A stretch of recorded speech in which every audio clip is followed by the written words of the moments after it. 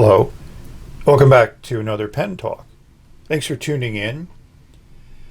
Thanks for following my journey amongst the world of pens and paper and ink. I'm more closely focusing on pens, but I do occasionally look at paper and ink. And today we're going to look at some paper.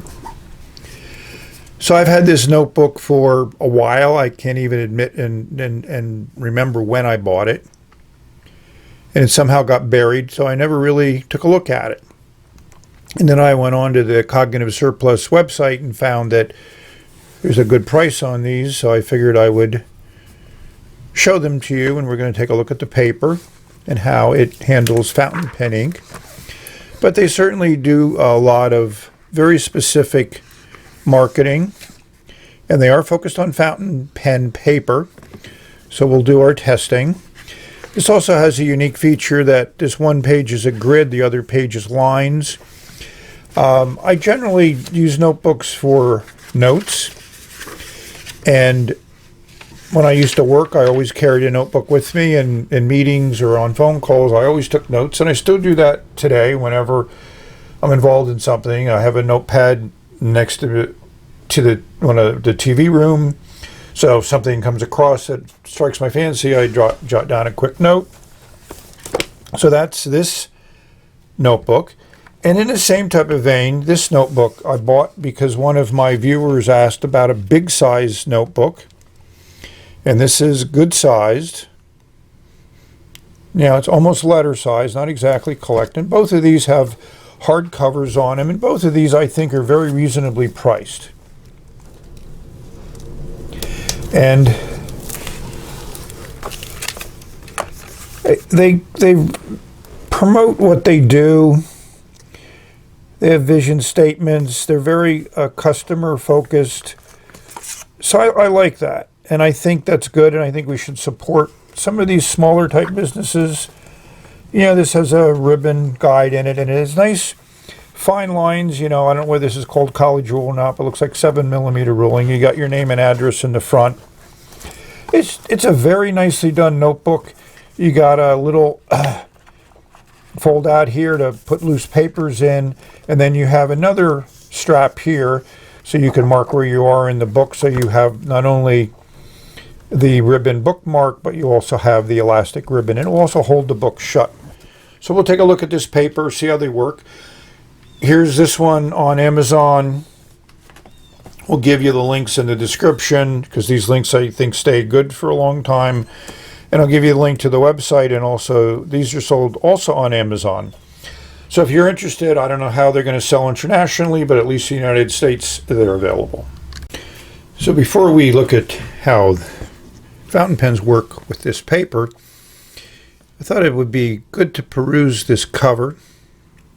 This is the Neuron version, and they make a whole bunch of these in pretty much almost any subject and design criteria. They make one with bees, which obviously someone in my life is going to really enjoy.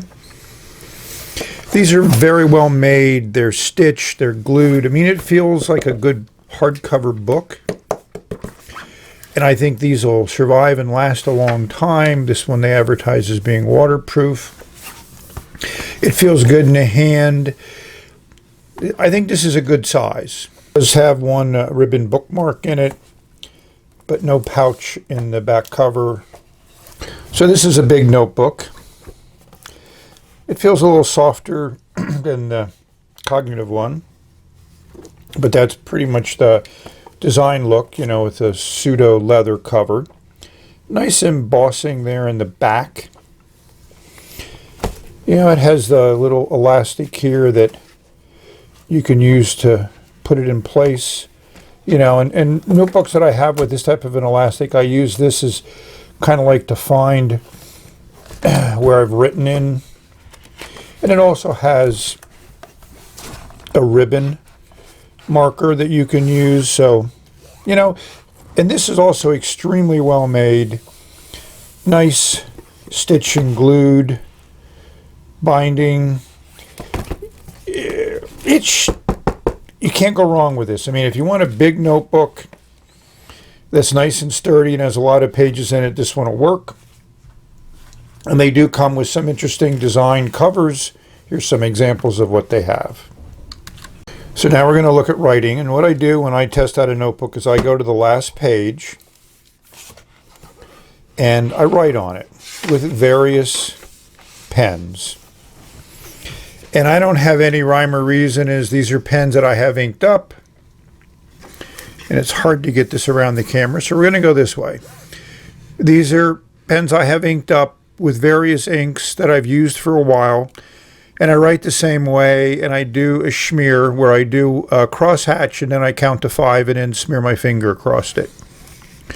So overall, this paper is not very well coated.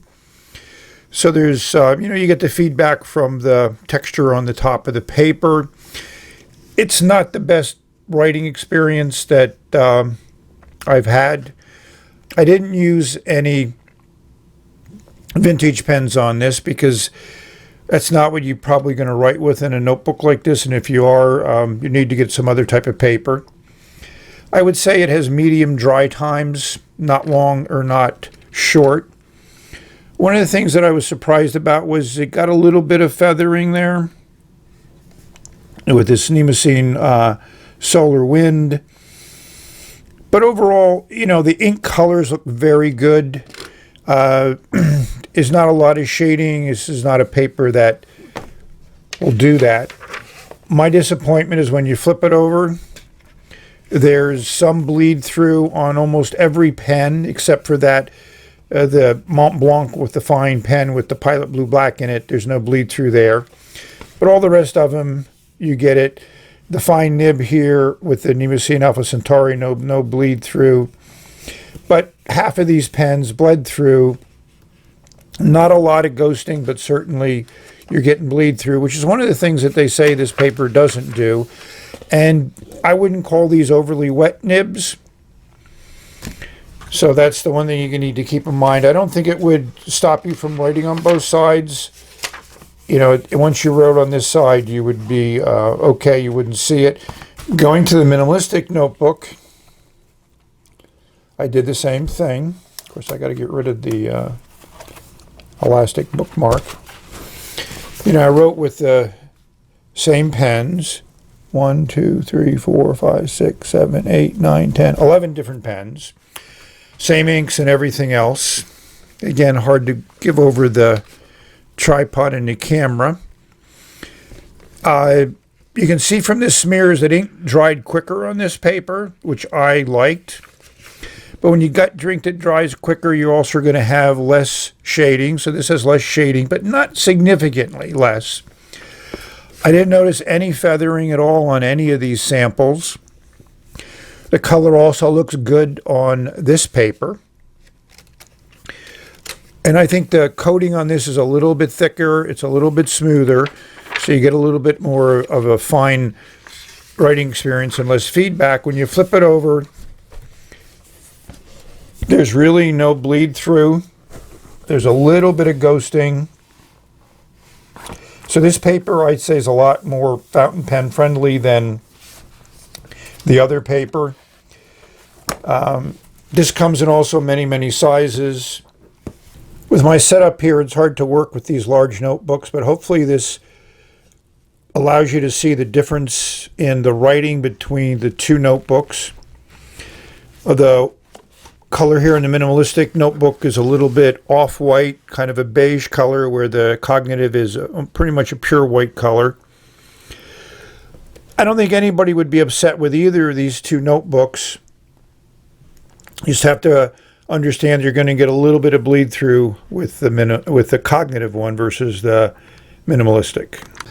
So my intention of doing notebook reviews like this is to give you a perspective on different notebooks that are out there. No reason for me to do Clairefontaine or Rhodia or Tomoe River or any of those other ones because they've been done and a lot of people are familiar with them. But you may be on Amazon or other places and see some interesting notebooks, and maybe these are some that you may have looked at. So now you get an idea of what they're like and how they work with fountain pens. I have to admit that I really like the design of this notebook. I wish the paper was slightly better, a little bit more coating on it, a little bit more resistance to bleed through, but it's not going to stop me from using the notebook, that's for certain. And it just looks great. I mean, how could you say no? And they make so many different designs. But if I just wanted a notebook for my journaling, if I wanted a notebook to use every day that was a lot more fountain pen friendly, this minimalistic notebook certainly would fit the bill. And again, these come in a lot of different designs. So what do I think these two notebooks have in common? I think they're both sourced out of Asia. Could be China, could be Vietnam. They're designed in America, which a lot of design work is done with a lot of different products in America, and the manufacturing is done someplace overseas. This paper reminds me of a lot of the paper that I've reviewed with notebooks that were sourced directly from China. And I wasn't very happy with the Pen BBS notebook paper that I tried a while ago. This paper is definitely better than that. So if you're looking for a hardcover notebook, you're looking for an A4 size notebook. I mean, there's not many of these around, and certainly at this price point, there's none that I'm aware of. And the paper is pretty good.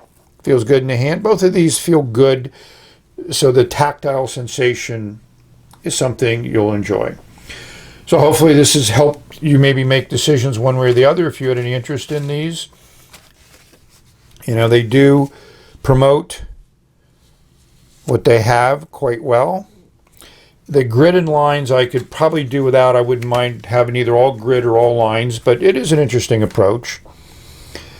And the black one, Minimalism Art, also has its interesting approaches to it.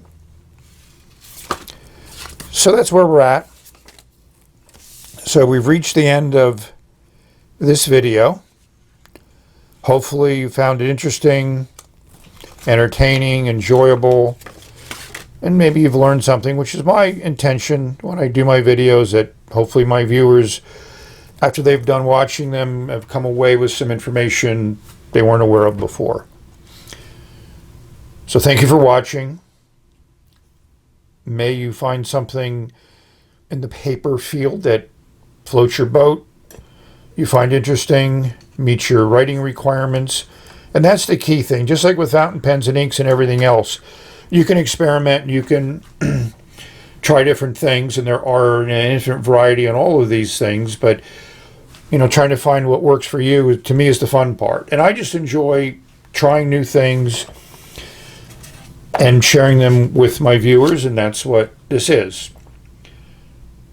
You're probably writing a lot more. Hopefully some people are not writing more. I've done some Zoom sessions where some of the pen nerds are saying that they're too busy working from home more than they were when they separated work from home life, which is one of the downsides of working from home. I used to do that a fair bit, and I know exactly what they're talking about. When you get up early in the morning and you just start working right away, and then next thing you know, it's time for dinner.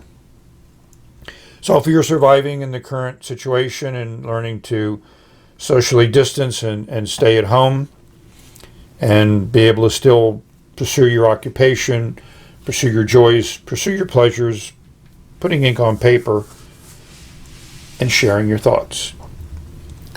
So we've reached the end. We're going to say bye. See you in the next video.